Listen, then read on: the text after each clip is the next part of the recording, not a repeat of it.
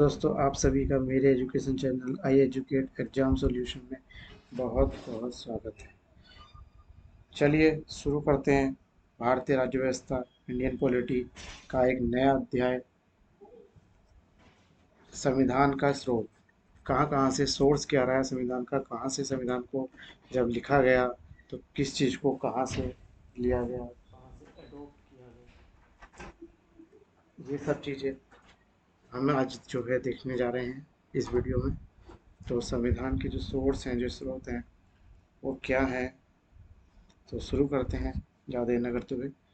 भारतीय संविधान का जो अधिकांश भाग है वो भारत शासन अधिनियम 1935 से लिया गया है। जो भारतीय शासन अधिनियम 1935 आया था, जो मोस्ट ऑफ द पार्ट है, जो इंडियन कॉन्स्टिट्यूशन का, भारतीय संविधान का, वो भारत शासन अधिनियम 1935 वहीं से ले लिया गया ज़्यादातर अधिकांश भाग। और बाकी चीज़ें कुछ और भी कंट्री के जो कॉन्स्टिट्यूशन हैं वहाँ से अडेप्ट की, वहाँ से ली गई। वहाँ कुछ किसी संविधान में कुछ इम्पोर्टेंस थी, कहीं पे कोई चीज़ अच्छी थी। सारे संविधानों की जो बेस्ट चीज़ें उनको लेकर भारत का संविधान, जो भारत का सबसे बड़ा लिखित संविधान है, वो तैयार किया गया। तो जो ब्रिटेन का संविधान है, वहाँ से हमने जो चीज़ अडॉप्ट की, उसमें हमारे पास आ जाती है संसदीय शासन पद्धति। जो आज संसद चलती है, कैसे चलेगी। विधि का शासन, जो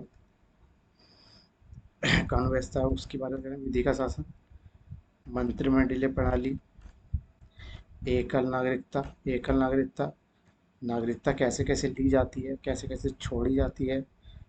ठीक है, ये भी कॉन्स्टिट्यूट, इसमें भी जो भारतीय राज्य व्यवस्था है उससे काफ़ी क्वेश्चन पूछे जाते हैं। तो ये अपने में एक अलग टॉपिक है, उस पर कभी डिस्कस करेंगे। काफ़ी बड़ा टॉपिक निकल के आता है भारतीय नागरिकता से। आप एक क्वेश्चन मुझे कमेंट करके बताइएगा, क्या भारत में दो कंट्री की नागरिकता ली जा सकती है? कि हमारे पास इंडिया की भी नागरिकता हो, हमारे पास अमेरिका की भी नागरिकता हो। अगर ऐसा नहीं है तो क्या अमेरिका में दो कंट्री की नागरिकता या दो से ज़्यादा कंट्री की नागरिकता रखी जा सकती है?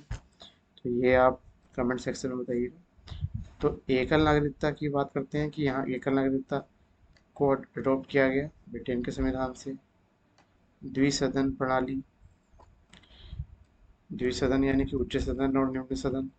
विधि प्रक्रिया, विधि प्रक्रिया, संसदीय विशेषाधिकार, जो स्पेशल राइट्स होते हैं, परमाधिकार लेख, जो रिट्स होती हैं, और ये सारे उपबंध जो हैं वो ब्रिटेन के संविधान से लिए गए। तो क्वेश्चन पूछ लिया जाता है कौन सी संविधान से क्या चीज़ ली गई, या विधि का शासन है किस संविधान से अडॉप्ट किया गया, परमाधिकार लेख संबंधित चीज़ें कहाँ से ली गई। तो आपको इस चीज़ का पता होना चाहिए। अगला आता है अमेरिका संविधान। अब देखिए, लिखा तो आपके सामने है, आप सोचेंगे कि क्यों ये पढ़ा रहे हैं। देखिए, हम पढ़ा रहे हैं, समझा रहे हैं।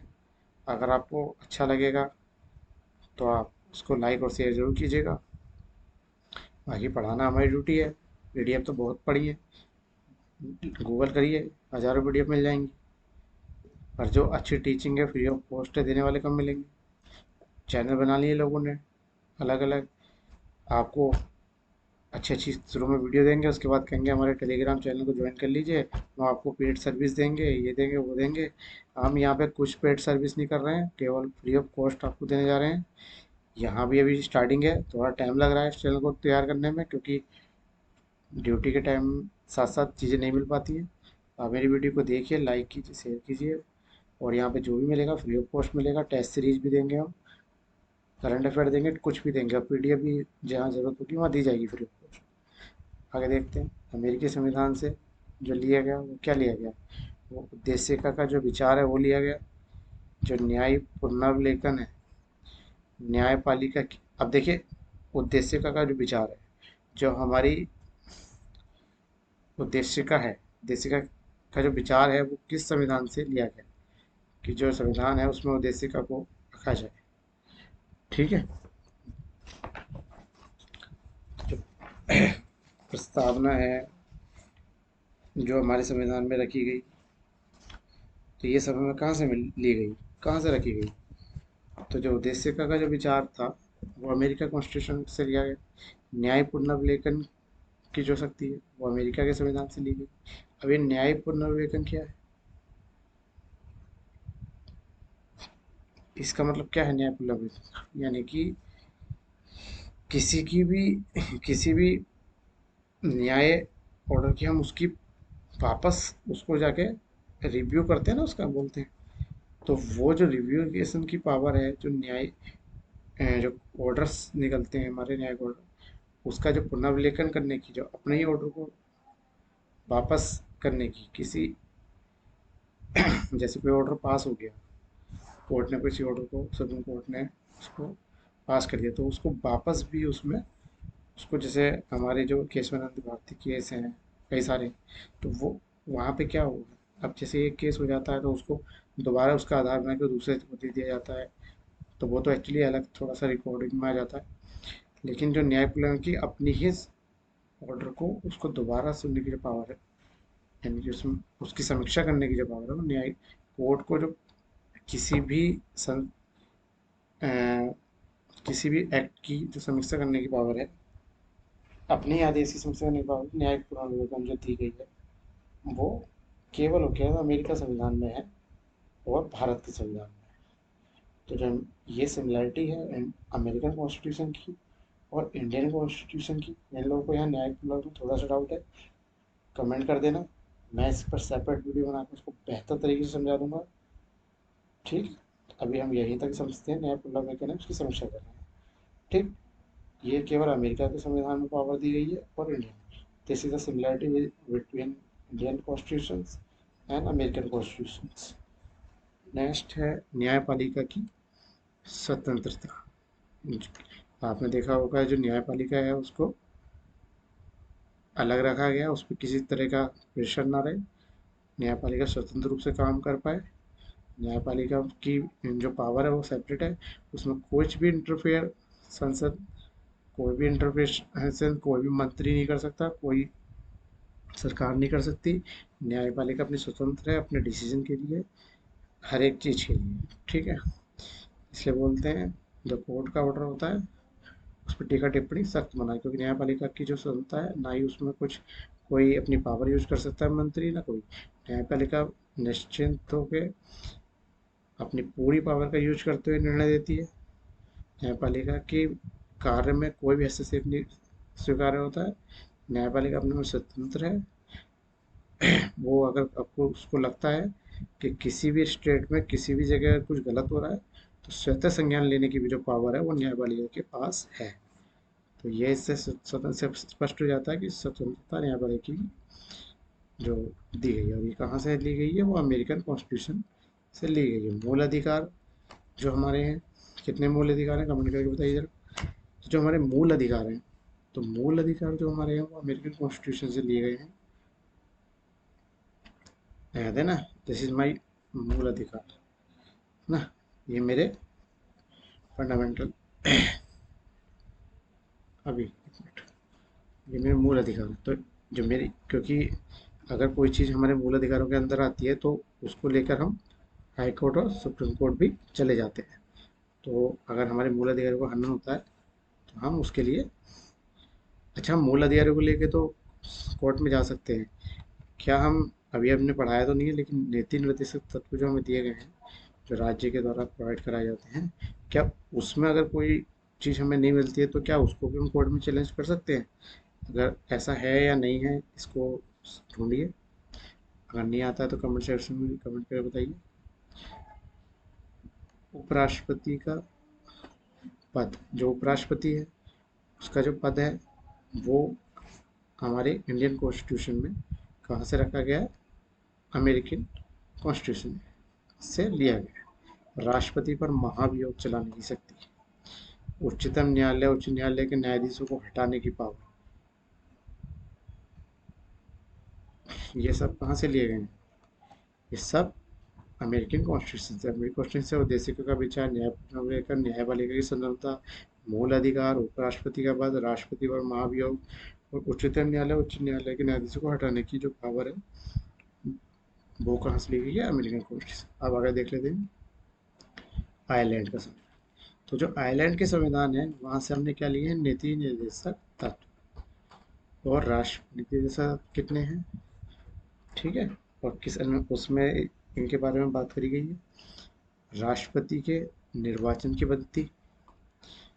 तो जो नीति निर्देशक तत्व हैं वो भी हमारे पास हमारे जो कॉन्स्टिट्यूशन में जो है रखे गए, ठीक। राज्यसभा में कुछ सदस्यों का नामांकन है, तो ये सब नीति निर्देशक तत्व है। राष्ट्रपति के निर्वाचन की पद्धति है, राज्यसभा में सदस्यों का नामांकन है, ये सब आयरलैंड के संविधान से लिए गए, ठीक है। तो जो मैंने कुछ क्वेश्चन पूछा था वो इसी से संबंधित है। नीति निर्देशक जो तत्व होते हैं जो इंडियन कॉन्स्टिट्यूशन में रखे गए हैं, उसमें राज्य को ये आदेश किया गया है कि वो अगर उसे अच्छा लगता है तो, अगर उसे लगता है कि ये राज्य के नहीं राज्य उसमें ये को सॉरी दोबारा से शुरू करते। जो नीति निर्देशक तत्व हैं उसमें राज्य को ये कहा गया है कि आप ऐसा करें। ये उसमें ऐसा कहीं नहीं है कि जो अभी मैंने क्वेश्चन भी पूछा था उसका आंसर भी मैं देता हूँ। जो मैंने अभी क्वेश्चन पूछा था कि जो हमारे जो जितने भी नीति निर्देशक तत्व हैं उसमें जो चीज़ लिखी गई है उसमें कहीं भी ये नहीं है कि जो चीज़ उसमें कहा, उसमें ऐसा कहा गया है कि आप जैसे पंचायती राज है तो उसमें या हमारे देखा होगा आपने विभिन्न डिफरेंट स्टेट्स होते हैं, वो महिलाओं के लिए, गरीबों के लिए, वन्य जीवों के लिए अलग अलग एक्ट निकालते हैं, अलग अलग कानून लाते हैं, अलग अलग आदेश पारित करते हैं। तो वो उनको फंडामेंटल राइट नहीं दिए जा रहे, वहाँ राज्य को आदेशित करा गया है कि वो अपनी जनता के लिए, अपने वहाँ के वन्य जीवों के लिए, अपने वहाँ के शासन के लिए कुछ अच्छी चीज़ें करे। तो राज्य को ये आदेश दिया गया है नीति निर्देशक तत्वों में। और राज्य जहाँ जहाँ उसको उचित समझते हैं, आप देखिए कई चीज़ें ऐसी हैं जहाँ पंचायती राज शुरू में लागू किया गया तो सभी राज्यों ने लागू, किस राज्य ने सबसे पहले लागू किया, फिर दूसरे बार दूसरे राज्य ने लागू किया। तो कहीं पे वन्य जीव के अकॉर्डिंग, जैसे अब जो इलाका है, जो वन्य इलाका है राज्यों में, वहाँ पे डिफरेंट एक्ट हो सकते हैं। जो ज़रूरत हिमाचल प्रदेश में है वो ज़रूरी नहीं छत्तीसगढ़ में हो, जो छत्तीसगढ़ में है ज़रूरी नहीं वो महाराष्ट्र में हो। तो हर राज्य अपने अकॉर्डिंग, हर स्टेट अपने अकॉर्डिंग उसको प्रबंध करता है और उसको लागू कराता है। तो ऐसे देखिए ज़्यादा डीपली हो जाएगा, उसके लिए हम सेपरेट वीडियो खैर बनाएंगे, उसको डिस्कस करेंगे। तो जो संविधान का जो सोर्स है अभी हम रुकने पड़ रहे हैं वहीं तक रहते हैं। अब चलिए आगे बढ़ते हैं, लेकिन थोड़ा सा मैं समझा दे रहा था बाकी तो सब लिखा ही है। आयरलैंड के संविधान से हमने प्रेरणा लेकर नीति निषेध बनाए। राष्ट्रपति के निर्वाचन की पद्धति कि राष्ट्रपति जो चुने जाएंगे वो कैसे चुने जाएंगे, उसकी पूरी प्रक्रिया होगी, वो क्या होगी। राज्यसभा में कुछ सदस्यों का नामांकन सम्मिलित है कि राज्यसभा में देखा होगा आपने कितने राष्ट्रपति द्वारा नामित किए जाते हैं उप सदस्य, तो वो कैसे सम्मिलित होते हैं, वो आयरलैंड के संविधान से लिए गए। अगला आ गया कनाडा का संविधान। तो कनाडा का जो संविधान है वहाँ से केंद्र के साथ संघीय व्यवस्था, केंद्र द्वारा राज्यपालों की नियुक्ति, उच्चतम न्यायालय का परामर्शी न्याय निर्णय, अपशिष्ट शक्तियों का केंद्र में निहित होना, ये आदि कनाडा के संविधान से ली है, ठीक है। तो कनाडा के संविधान से हमने केंद्र के साथ संघीय व्यवस्था, जो संघीय व्यवस्था है, राज्यों का एक संघ है भारत, उसकी बात हो रही है। सभी राज्यों से मिलकर केंद्र, जो भारत है उसका निर्माण हुआ है। केंद्र या राज्यपालों की नियुक्ति, उच्चतम न्यायालय का परामर्श, यानी कि राज्यपाल की जो नियुक्ति हुई केंद्र करेगा, तो उसकी व्यवस्था। उच्चतम न्यायालय का परामर्शी निर्णय कि अगर कहीं पे राष्ट्रपति को माननीय सुप्रीम कोर्ट की परमिशन की जरूरत होगी, परमिशन सॉरी एडवाइस की जरूरत होगी, तो वो उच्चतम न्यायालय के जो न्यायाधीश हैं, न्यायमूर्ति हैं, वो उनको दे सकते हैं।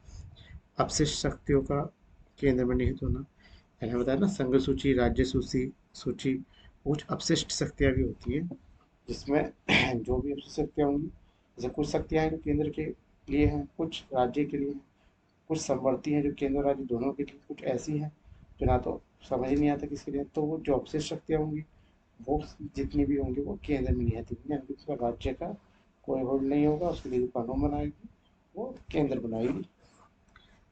अब संसद के दोनों अब हम ऑस्ट्रेलिया के संविधान की बात कर लेते हैं। ये आगे आ गया इधर ऑस्ट्रेलिया का संविधान। तो ऑस्ट्रेलिया के संविधान से जो हमने लिया है, उसमें हमने संसद के जो दोनों सदनों की जो बैठक होती है, कभी कभी आपने देखा होगा, आप अगर अभी कॉन्स्टिट्यूशन, अब भारतीय राज्य व्यवस्था को और डीपली पढ़ेंगे अगर, तो उसमें आप देखेंगे, जो अभी तो आप इतना पढ़ते हैं कि संसद के दोनों सदनों की जो संयुक्त बैठक है वो किस अनुच्छेद के अंदर व्यवस्था की गई है, 108 है आई थिंक। तो उसे तो उसके अकॉर्डिंग जो है, जो लोकसभा और राज्यसभा है, दोनों सदन है, दोनों सदन की संयुक्त बैठक बुलाई जाती है, उसमें वोटिंग होती है। तो उसमें जो निर्णायक मत होता है उसको देने का अधिकार किसका होता है, वो भी एक क्वेश्चन है अपने में। तो कब संयुक्त बैठक बुलाई जाती है, क्या ऐसा हर एक बिल को पास कराने के लिए किया जाता है? कौन से वैसे बिल हैं जिनको लिए संयुक्त बैठक, जो ज्वाइंट मीटिंग है, जो संयुक्त बैठक है दोनों सदनों की, वो हम नहीं बुला सकते? तो वो आपको पता होना चाहिए। कौन से ऐसे बिल्स होते हैं जिनको पास कराने के लिए सरकार से ज्वाइंट मीटिंग बुला सकती है? तो कैसे वोटिंग होती है, जब वहाँ हम जाएंगे तो वहाँ उसको डीपली पढ़ेंगे। जो पास करने के लिए कितने वोट की ज़रूरत होती है, कौन कौन वोट दे सकते हैं, किसको निर्णायक निर्णायक मत क्या होता है, सब बातें वहाँ करेंगे। तो बहरहाल इतना है ज्वाइंट मीटिंग का मतलब, समझ लीजिए कि लोकसभा राज्यसभा दोनों के जो वहाँ पे सदस्य हैं वो वोट करते हैं। तो ये व्यवस्था हमने ऑस्ट्रेलिया संविधान से ली है।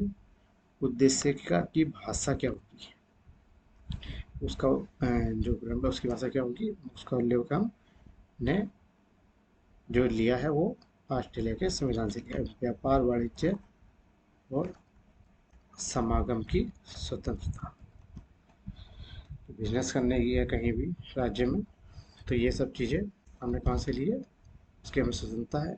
हम अपना बिजनेस चाहे तो यहाँ कर ले, किसी और राज्य में जाकर कर सकते हैं। समवर्ती सूची, समवर्ती सूची जो मैंने बताया था कि कुछ विषय केंद्र के होते हैं, कुछ राज्य के होते हैं, कुछ ऐसे होते हैं जिस पे केंद्र भी कानून बना सकती है, राज्य भी कानून बना सकती है। तो ये सब चीज़ें जो ऑस्ट्रेलिया के संविधान से लिखी। अगला आता है जर्मनी का संविधान। तो जो जर्मनी का जो संविधान है, वहाँ से हमने आपातकालीन व्यवस्था ली है, वित्तीय आपात को छोड़कर। अब इमरजेंसी होती है, सॉरी, जो इमरजेंसी होती है कितनी तरह की होती है उसके बारे में भी हम डिस्कस करेंगे, है ना। कुछ फाइनेंशियल होती है, वित्तीय आपातकाल होता है, राष्ट्रपति शासन जहाँ देखते हैं लगते हैं राज्यों में, वो किस अनुच्छेद के अंतर्गत, 352, 356, 360। 360 के अकॉर्डिंग हम वित्तीय आपातकाल लगाते हैं, 356 के अकॉर्डिंग हम राज्यों में राष्ट्रपति शासन लगाते हैं। यहाँ राज्यपाल सिफारिश करता है केंद्र से कि वो यहाँ पर राष्ट्रपति शासन लगाएं। 352 देश में हम अगर हम कहीं भी ऐसा लगता है कि जो है प्रशासन थोड़ा सा डामाडोल हो रहा है ना, या वहाँ पे ऐसी कुछ, या भारत के किसी अदर कंट्री के साथ लड़ाई छिड़ जाती है, तो ऐसी स्थिति में भी जो राष्ट्र लगता है देश में आपातकाल की घोषणा करी जाती है। तो वो किस कंडीशन है वो डिफरेंट है। बहरहाल कितने तरीके से आपातकाल लग सकता है वो हम बता रहे हैं। तो किस किस उसमें अनुच्छेद में इसकी व्यवस्था है, तो ये सब प्रावधान जो लिए गए हैं कि आपातकालीन उपबंध जो है, ये टोटल जर्मनी के संविधान से लिए गए हैं। इसमें हमने फाइनेंशियल इमरजेंसी को छोड़ दिया है। वित्तीय आपातकाल एक बार भी भारत में इधर लगा है या नहीं लगा, ये कमेंट करके बताइए। अगला देख लेते हैं जापान के संविधान से क्या लिया गया। तो जापान से हमने विधि द्वारा स्थापित प्रक्रिया जो है, जो लॉ द्वारा स्थापित प्रक्रिया, विधि द्वारा स्थापित प्रक्रिया बोल ली है, ठीक है। विधि का शासन। दक्षिण अफ्रीका के संविधान से हमने क्या लिया। तो सर संविधान में संशोधन करने की जो व्यवस्था है, तो देख रहे होंगे आप, डिफरेंट डिफरेंट संशोधन होते रहते हैं, है ना। तो वो जितने भी संशोधन होते हैं वो प्रक्रिया क्या होगी, कैसे संशोधन किया जा सकता है, कैसे नहीं किया जा सकता है, तो सारी चीज़ें दक्षिण अफ्रीका के संविधान से ली गई। राज्यसभा जो के सदस्यों का निर्वाचन ग्रहण किया गया है, राज्यसभा के जो सदस्य होंगे उनका निर्वाचन कैसे होगा, वो व्यवस्था भी यहाँ से ली गई है। मूल कर्तव्य,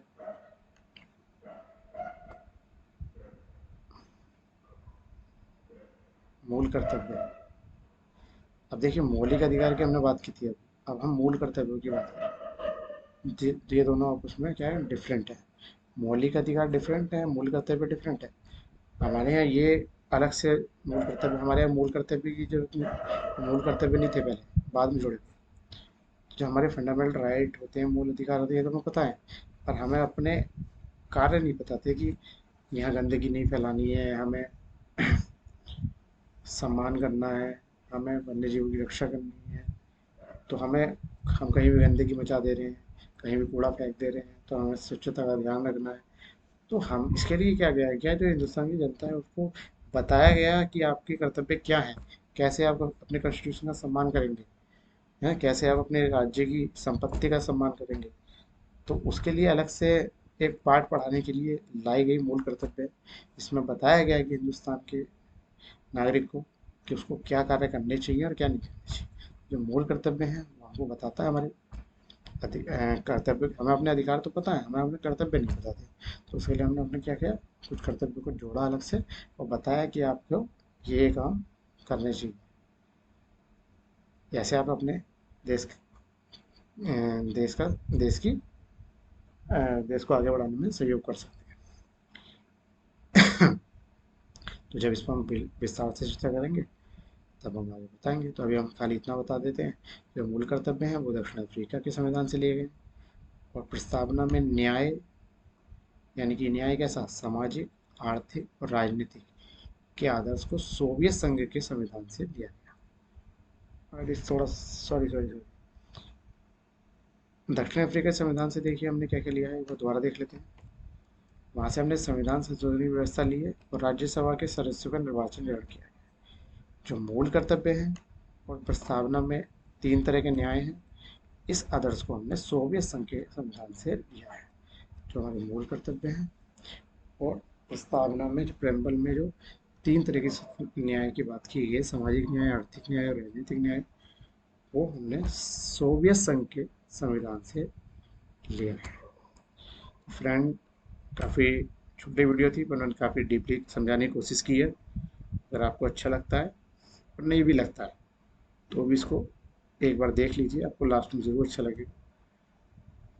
और कोई भी अगर आपके मन में डाउट है उसको कमेंट सेक्शन में कीजिए, हम उसको उसका समाधान निकालने की कोशिश ज़रूर करेंगे।